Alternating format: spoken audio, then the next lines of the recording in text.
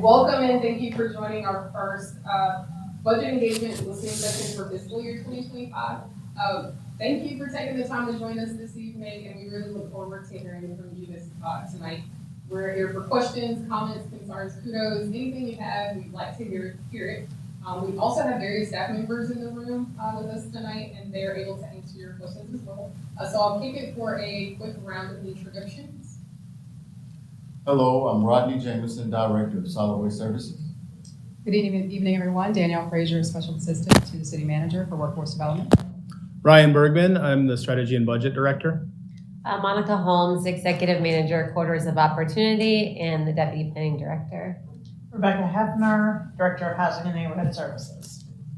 Good evening, I'm Hannah Bromberger. I'm the Assistant Director of Strategy and Budget. And I'm Tiffany Blackwell. I'm in Strategy and Budget. All right, so my name is Cherry Smith. I'm also in our strategy and budget. So tonight we're gonna go over a couple of housekeeping things in case you have questions for us. We'll have a quick overview of our budget process, and then from there we'll open the floor for questions. You'll be able to use the raise your hand feature if you've joined us on WebEx so that you can be added to the speaking list. If you are not comfortable with raising your hand, you can always drop us a question in our Q&A box. If you happen to be joining us on YouTube, you're able to ask questions there, and we're also monitoring the chat for those questions as well. So with that, I'll turn it over to our Budget Director, Ryan Bergman, for a quick presentation. So we want to make sure that we leave enough time for questions, comments, anything that you would like to get in the engagement process for your City Council. But I did want to take a little bit of time, hopefully 10 minutes or so, to talk a little bit about how the City of Charlotte's budget actually works. You pay one property tax bill, as I'm sure you know, but that property tax bill is actually split between two entities. So the majority of your property tax bill is paid to the county, so almost 2/3 of it, and the county supports what we would call the soft services, the people-based services such as education, social services, public health. They're also in charge of the county jail. The city, which gets a little over 1/3 of the property tax revenue, is primarily focused on some of the harder services like public safety and transportation, solid waste services. You can see on your screen that when you pay your property tax bill, those are the 5 biggest drivers between the city and county of where your dollars go, which is primarily to school support and to public safety services. So now we'll dig a little bit deeper on the city aspect of your property taxes for the budget. So when you pay your property tax bill, the city gets a little over 1/3 of it, and of that, it gets split a little bit further. So the majority of it, or 80% of it, goes to the general fund, which is where we pay our operating expenses. So think of paying a police officer or a solid waste worker or a firefighter, some of the services that we provide. That's where those dollars come from. But about 20% of what we pay goes into our capital program, our capital investment plan. So that's where we pay for construction projects such as roads or sidewalks or a new fire station. But it's also where we provide some of our housing investments in our housing trust fund. If you look at the pie chart to the right, you'll see kind of a breakdown of where your property tax dollars go. You don't see transportation or housing as very big pieces of the pie. And that's because that piece that's pulled out, the capital support, which comes from our capital investment plan, that is almost entirely focused on transportation and housing. So one of the more common questions that we get is around the police and fire budget and why it's such a big proportion of our general fund budget. Unlike some of our other operations, police and fire are both 24-hour operations. So what that means is to have one worker in any part of the city at any given time, we actually need to employ 5 employees. And on top of that, if you look at police specifically, if you think about those 13 police divisions, on average, they're each big enough to be one of the 15 biggest cities in North Carolina. So in order to have 20 or so people working at any given time in those areas, you need to employ a significant amount of workers. So another layer deeper into the city budget, we talked about the general fund. You can see the main departments that we have within the general fund. That all other category encompasses a number of departments that you would think of that essentially provide services to the entire city, such as finance and budget and human resources. But that all other also incorporates some of our support to nonprofits, financial partners, along with things like purchasing vehicles. Besides the general fund, we also have enterprise funds that are part of the city of Charlotte. So aviation, CATS, which is our transit system, water and stormwater are all entities that have a reach and a range well beyond the city of Charlotte's borders. So the way that each of those functions is that they are supported without property tax dollars. In the case of aviation, it's funded entirely from business fees paid at aviation. For water and stormwater, it's funded by the user fees of everybody paying a water bill or a stormwater bill throughout the city and throughout the region. In the case of our transit system, it's funded by user fees, but it's also funded by a dedicated half-cent sales tax that everybody in Mecklenburg County pays. In the bottom right, you see special revenue funds. So these are funds that are restricted for very specific purposes. So think of grants that we may get from the federal government. We can only use them on specific purposes. The other really common type of special revenue fund we have, and one of the more common questions we get, are funds where we get hotel taxes and meals taxes, which are restricted by state law to be used on actions and items that boost tourism. So that's why you may hear of support for the Charlotte Hornets or an arena or an event. That's primarily coming from those funds, which can really only be used for that purpose. Oh, that one, yep. So this is another way of looking at the property tax and the sales tax that you pay and how we split the funds currently in our budget. So on the sales tax side, other than the amount that goes directly to CATS, we split everything between the general fund, debt service fund for CIP, and on the property tax side, we do the same thing. So when you look at the blue arrows there, what those are is those are going into the bucket that we can then support capital projects such as sidewalks and roads and pedestrian crossings and affordable housing. So we primarily, you can go to the next slide. So we primarily do that through what we call a bond referendum. The way the city of Charlotte does it is every 2 years, we have a bond referendum that we put in front of the voters. So these referendums are supported by the funds that we previously talked about. And so that pays the debt on the projects that we put in these bonds. So we are currently in the fiscal year 2024 budget. This year does not have a bond referendum, but we are currently in the process of developing the fiscal year 2025 bond referendum. So by the time we get to November of 2024, there will be a bond on the referendum for voters to vote on. Currently, we anticipate at current revenue levels that to be about $228 million. And the actual bond that we have will be dependent on this budget process and the city council actions that they take. So we do plan more than 1 year ahead, of course. And so if you look into our current fiscal year budget, you'll see a draft 5-year capital investment plan.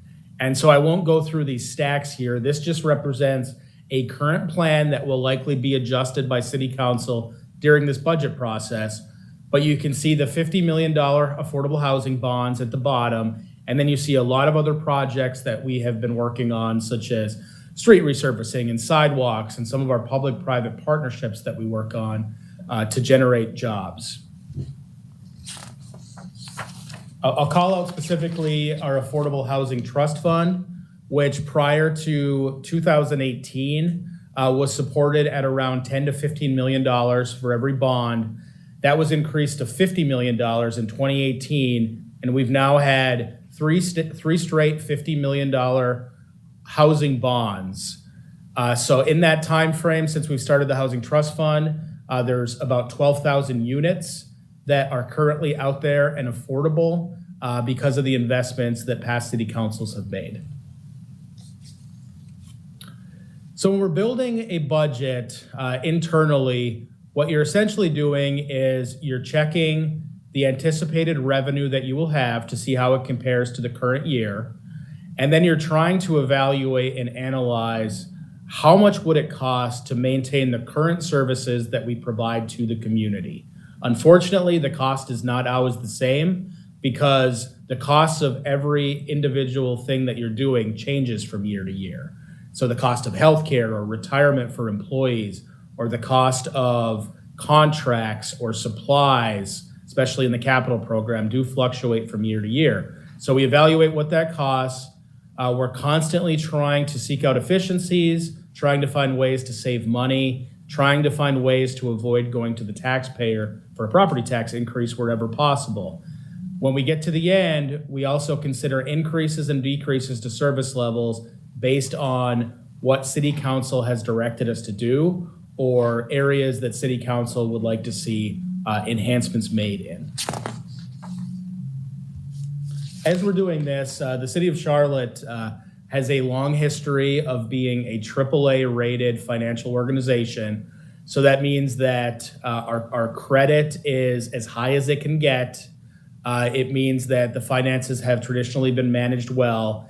And it's under these three priorities that we have. We fund our reserves. We make sure that the revenue that we have from year to year is supporting the ongoing costs rather than, as an analogy, using your credit card to pay for ongoing expenses if you don't have revenue to support them. And we also maintain capital affordability into the future so that future city councils have an opportunity for some of these bond referendums without going over some kind of a financial cliff. And so comparatively, we do try to compare ourselves to other cities in North Carolina. And currently, out of every city in North Carolina, over 75,000 people, and there's 13 of them, we actually have the lowest city property tax rate. You can see it on the left of this chart, where the green dot in the bottom left. We are actually the only city out of those 13 cities that has not raised property taxes in the last 5 years. And if you look at the bottom, when you try to incorporate sales tax, property tax, water, solid waste fees, stormwater fees, and you try to put them all together for a typical household, we actually still maintain the lowest cost of service. So this is something we're consistently benchmarking in, and we're proud of the value that we're able to give City of Charlotte residents. So the City Council is the ultimate decider of the budget. The way that it works, and I'll talk a little bit about it about the process itself in the next slide, but we are trying to develop a budget based on the priorities that the City Council lays out for us throughout the year. So we have an annual strategy session, but it's also throughout the year at City Council meetings where we're trying to develop a budget that they will then approve that meets the needs that they feel for the residents.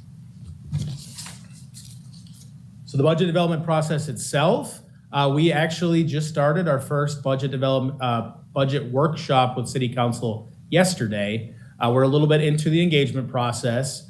So January through April, we're working internally primarily on the budget, but also with the engagement activities. And then we turn the budget over in early May. The manager presents a budget to City Council. There's a public hearing at that point, and it's then City Council's budget to change. Every year I've been here, they have had some changes. So it's really something that they put their own touches on before it becomes the final adopted budget of the city.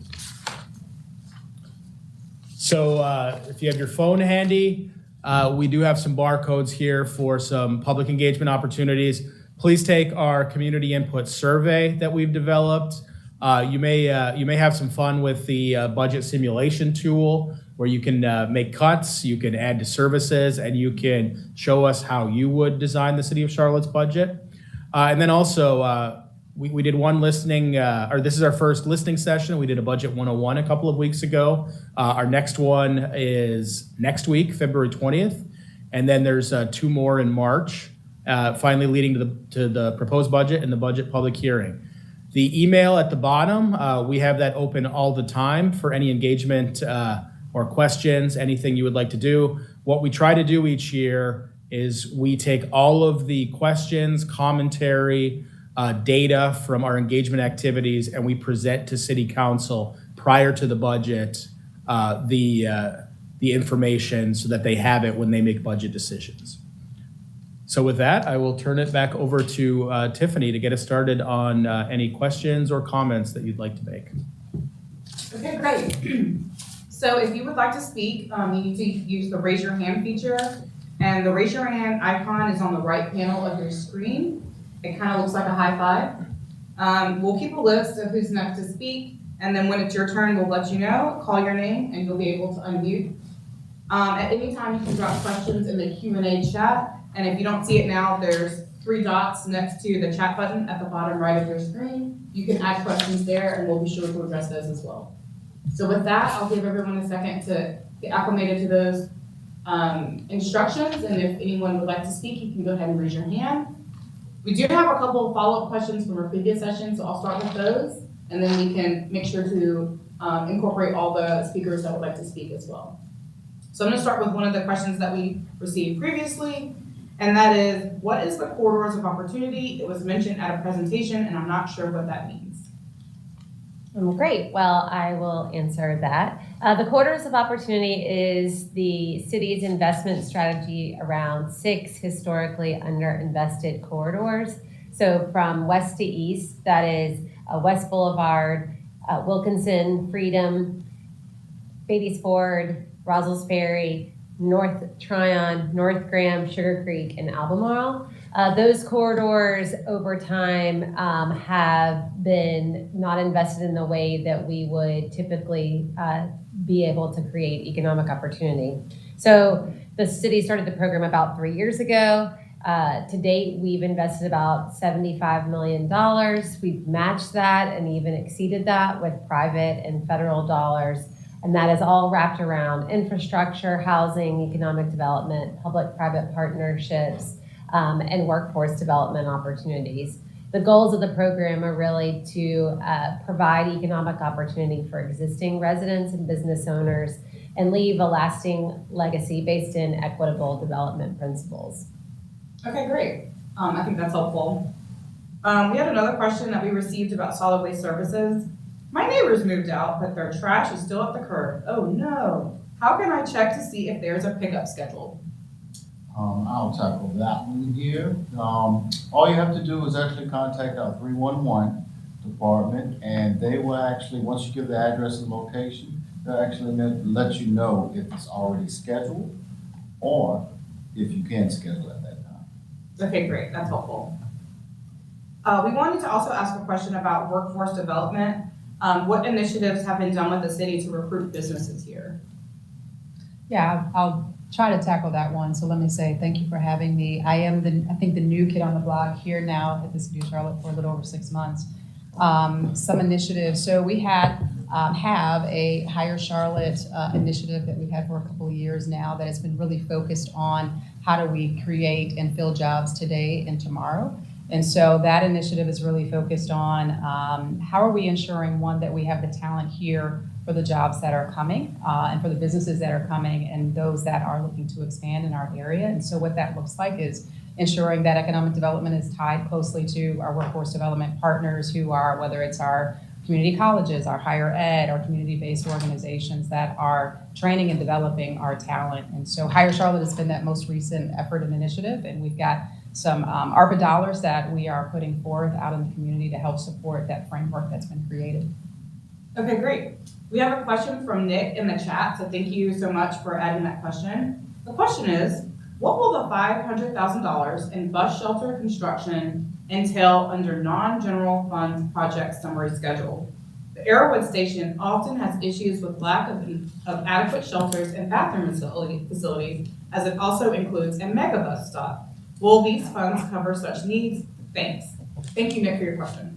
Yeah, so I'll tackle that. I can't talk too specifically because the way that it works is our transit system will estimate from year to year the amount of funds that they may need throughout the year, or at least the amount of funds that they can put towards throughout the year, improving bus shelters, maintenance, and enhancements to those bus shelters. So in each year, they'll have a prioritized list that they will try to go down with whatever additional funds are put in there. As far as Arrowhead specifically, I'm not sure where that is on the prioritized list, but we will of course take that as a note that you feel that Arrowhead does need additional attention to their bus shelter. Thank you so much for the question. We also have another question. Did we not have a property tax increase a few years ago? So when you get a property tax bill, your city council only controls the city tax, and the county board of commissioners controls the county tax. And they're two totally different bodies that are elected by the same people primarily, other than the county also has the towns as well. But the county has raised taxes a couple of times, including this past year. The city has not over the past 5 years. But what also happens in North Carolina is what's called the revaluation process, where every 4 years now, the county assessor will reassess all values within the county. And so some properties go up a lot, some properties go up a little bit. And what the city has done each of the last 2 times we've revalued property is we've set the property tax rate at what's called the revenue neutral rate. So we've actually lowered the rate. Last time we lowered it from 34 cents to 26 cents. And what that means is we are generating the same amount of revenue, even though everybody within the pie might have a slightly different piece than they did before. So it's a little confusing. We don't get any additional revenue at the city, but some people will have higher or lower tax bills because of the revaluation as well. Okay, great. We also have a question about home ownership. Someone asked, what are the ways that we are providing residents an opportunity to have home ownership? I feel like it's hard to navigate the process. Sure, I'll take that one. So your city council has consistently prioritized home ownership opportunities. It is still one of the best ways for households and families to achieve housing stability, wealth generation over time, and economic mobility. But it is not easy in the market here today in Charlotte to find a home, afford a home, and navigate the process of purchasing a home. So the city council has allocated funding year over year for the House Charlotte Down Payment Assistance Program, which is the program that residents can use to access up to $30,000 in down payment assistance and other homeownership support, such as pay closing costs and whatnot. So we have a lot of partners that help us in this work because, again, the process is not easy to navigate. And so we also contract with partners who do financial counseling, who do advocacy to help potential homeowners learn about their options, and then help potential homeowners go through the process of finding a home. But we know that it's harder and harder to find a home that's affordable or even find anything on the market right now. So City Council has been very creative and strategic in identifying new opportunities for home ownership, such as the Acquisition Rehab Resale Program. So you may have heard of some of these programs, House Charlotte, we call it ARR, and there are a lot of different ways for potential homeowners to learn about those options, and we encourage you to reach out to find out more. Okay, great. We have a follow-up from the chat. When you talk about the 12,000 affordable housing units created, what percentage of those units are at 30% AMI or below? Affordable as we know, is not affordable for everyone. It might be helpful to also review what AMI is as well. Sure. So AMI stands for Area Median Income, and it is the way that the federal government actually defines housing affordability. And so the area median income in Charlotte today is around $90,000 plus dollars. So that means half of the households that live in Charlotte make less than that, and half of the households that live in Charlotte make more than that. But when we talk about affordability, it also depends on how many people live in your household. And so 30% AMI means the lowest percentage, that's the lowest percentage of AMI is typically our most vulnerable households, often people that are on fixed incomes or very little income at all, or people that are living in permanent supportive housing or otherwise need additional supports. So over time, since the start of the Housing Trust Fund in 2002, that Housing Trust Fund has created or preserved over 12,000 units and also some shelter beds in our community. And City Council has an adopted policy that every development that comes in and asks for funding from that Housing Trust Fund must have at least 20% of the units affordable at 30% AMI and below. And it's not the only way we can get to the support for 30% AMI households, but through the Housing Trust Fund, the requirement is 20%. Now, in the last 5 years, since the increase of the bonds, City Council has actually approved 25% of the housing units at 30% AMI and below. So there's been a significant focus on ensuring that all households are supported in the city's investment in affordable housing. Okay, great, that's helpful. For the homeowner, we have a question about yard waste. Why do I have to put my yard waste in a paper bag now? And then where can I get these bags? Great question. Thank you. Give me a little time. Got attachment. And, so yard waste. For over 20 plus years, we've been collecting yard waste in plastic bags. And the county doesn't accept the yard waste in those plastic bags.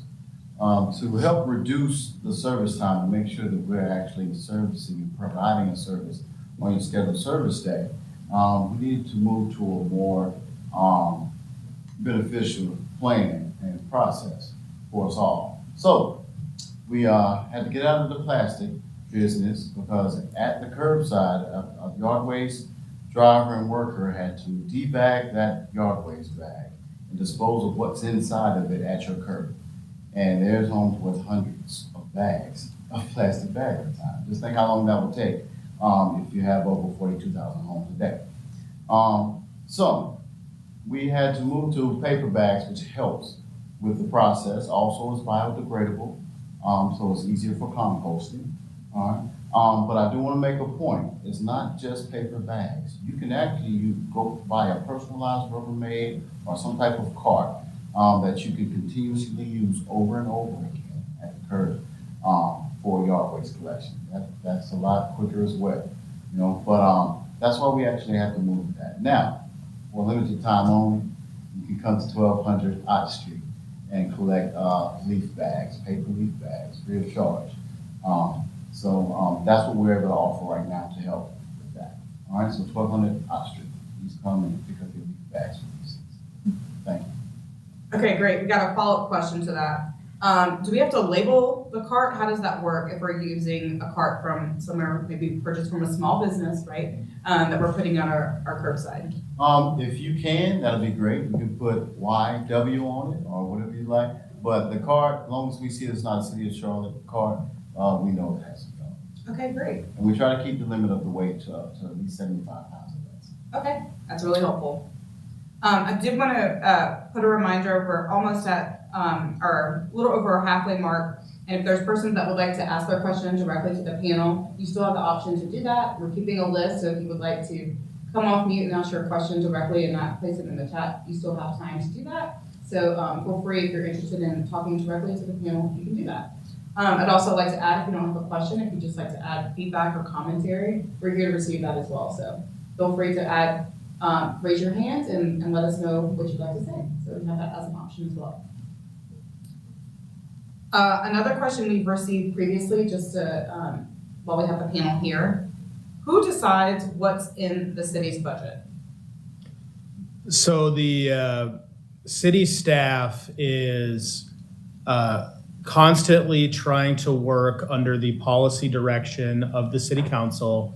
The city council is setting priorities, suggesting initiatives, seeking out goals that they would like the city manager and city staff to accomplish. And from that, city staff, city budget office will work with each of the departments that provide services to evaluate their services, talk about enhancing those services, improving those services, maybe determining what's not a core service priority. It all builds together into one proposed budget that city council then adjusts and approves. So the ultimate decider is always city council, but there's a lot of professional work going on from the 8,000 city employees that work for the city. Okay, a question we received from a participant, so thank you so much for your question. How does the city enforce the number of affordable housing units that a developer has promised to include in their housing project? That's a great question. When Ryan referenced the 8,000 professional staff at the city of Charlotte, there are 4 of those employees on our asset management team in housing services. And their job is to maintain the entire portfolio of city invested housing units, which goes well beyond the 12,000 units from the Housing Trust Fund and includes any unit that has a deed restriction for affordability created through our House Charlotte Homeownership Program, any of our housing repair and rehab programs, of course, Housing Trust Fund. So well over 12,000 units in that portfolio. And annually, each property is reviewed and monitored for compliance. And then also site visits are made, reports are submitted from the development partners, property management on a periodic basis throughout the year. And so just the level of effort that goes in behind the scenes to ensure that affordability is really significant. But our asset management team do an incredible job of maintaining that portfolio and ensuring compliance. Great, thank you. We have a follow-up question about workforce development. Is workforce development for internal, like city employees, or is workforce development for our residents? Just wanted some clarification. Good question. So I'd have to say both and. Okay. Right? So when it comes to workforce development, we as the city of Charlotte, we are first an employer, right? 8,000 employees, we continue to say that. But then also we're a community serving organization. So as an employer, we want to make sure that we're attracting the best talent that we have in our community. But then also as a community serving organization, we want to ensure that we're supporting external talent too. And so workforce development, that really means ensuring that our talent have the skills, the education, the training that they need to get a good job and hopefully be able to afford to live here in our community and take care of themselves and their families. And so in turn, that also helps support our business community in accessing the talent that they need. Okay, great. We also had a question about corridors. They sound great. How can I get one near me?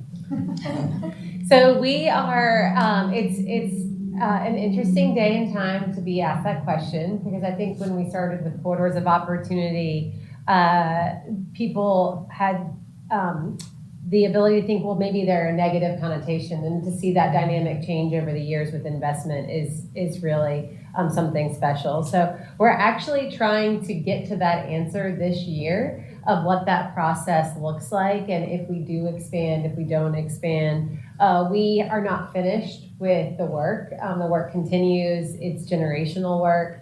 There's a lot of change to happen. We kind of got ourselves into this over generations of disinvestment, and it's really going to take that from both the public and private sector within the current 6 corridors that we have to kind of change that tide and create the economic opportunity. But we recognize that there are parts of the city that would like to see that investment in their neighborhood. And so we have, we used a data approach the first time. We'll use a data approach as we continue. And so we're kind of going through that right now as to when would that happen, what does that look like, and what would that process be. So feel free to shoot me an email if you want more information on that, if you want to be connected to that, and we can kind of get you connected as part of that conversation as we really kind of heat up that conversation and wrap up the early work in the first 6 corridors. Okay. We don't have any persons that have signed up to speak or raised their hand, so we do want to provide the option. We do have an email address that was referenced in the earlier presentation, so that's also available if something comes to you as you're eating dinner tonight or as you're just thinking about budgets, as you do, I'm sure, every night before you go to sleep. You can send an email to us and we'll be sure to get you an answer. All right, so with that, I want to say thank you to everyone that was able to join us tonight, both on YouTube and all of our attendees on our WebEx. There's One more question, there's Christina? one more question. Okay, all right.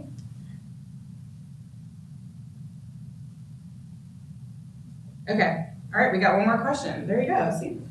With 8,000 employees in the city, many of which have food insecurity, has any more thought been given to increasing the minimum wage to $25 per hour? So we talked about the city's minimum wage a little bit yesterday at the budget workshop. Just like I showed earlier with benchmarking other North Carolina cities, we also typically compare ourselves to 20 cities nationally that our economist has decided most resemble Charlotte. Cities like Austin and Columbus and Nashville and cities like that.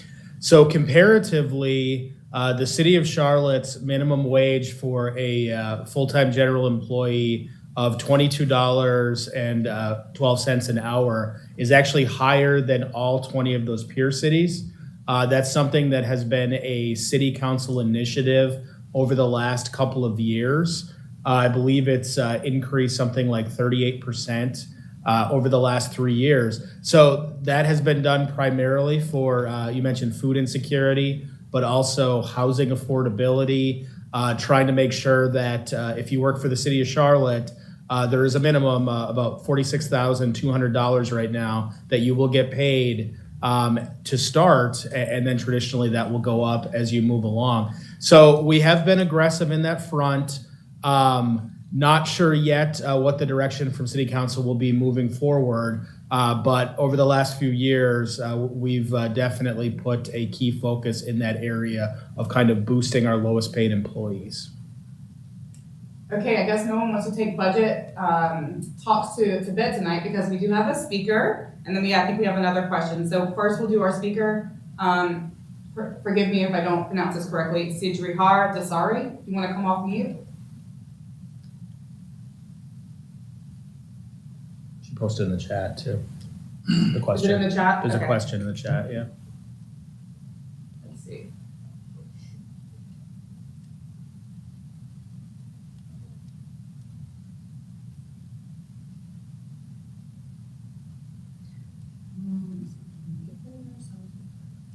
How do you prioritize your budget every year, and is there any shift in your priorities before it gets completed, or how do you add new ones? So our shifts in priorities or new priorities typically come from the city council, oftentimes from the annual strategy session. And just as an example, the 2023 annual strategy session, they suggested some new areas that they wanted to see additional focus in, and that was small and minority-owned businesses, workforce development, and tackling the digital divide. So when we developed the budget last year, we took those into account, provided additional resources for Charlotte Business Inclusion, which is our MWSBE department. for the city to try to make sure that the spend rate for city services represents the city as a whole and the region as a whole.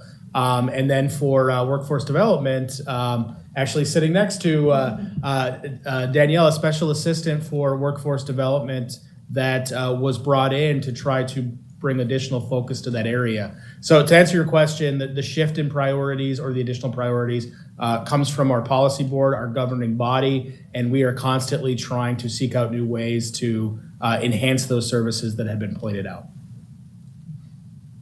Okay, I think the last question that we've gotten, how are funds directed to DSS, which I think is the Department of Social Services, for employment, recruitment, and pay? Each time I call their call center, I'm on hold for 2 hours or told lines are busy, it's a call back later.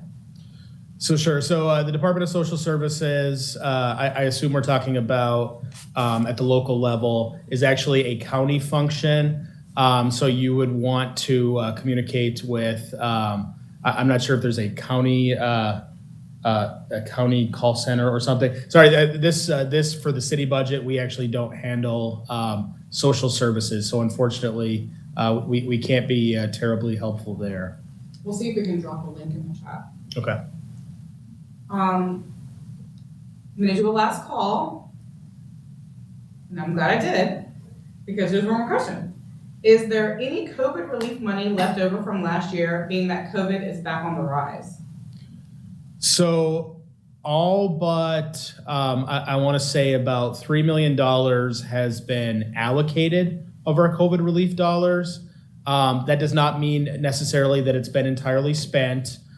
We have until the end of this calendar year to obligate the funds. That's a accounting term, I suppose, to basically decide, contract where the funds are going to be spent, and then to actually spend them, we have until the end of 2026. So there's not a lot that's not spoken for, but in the event of some kind of large impacts from another wave, for instance, some of our programs are at the stages where we likely could shift and reprioritize, if necessary, to other uses of those funds. Okay, great. Well, if you think of any more questions from our panelists, or if you're watching on YouTube, feel free to send us an email, and I'll turn it back over to Cherry. All right, so for real this time, thank you for joining us this evening. Thank you for your participation and your engagement. Wonderful questions for our panelists, so I sincerely appreciate it. If you'll check the chat, I have dropped the link for our community input survey. I really appreciate it if you take a moment to complete that, as well as take a stab at our balancing act to see how it feels to try to balance a budget that starts in a significant deficit.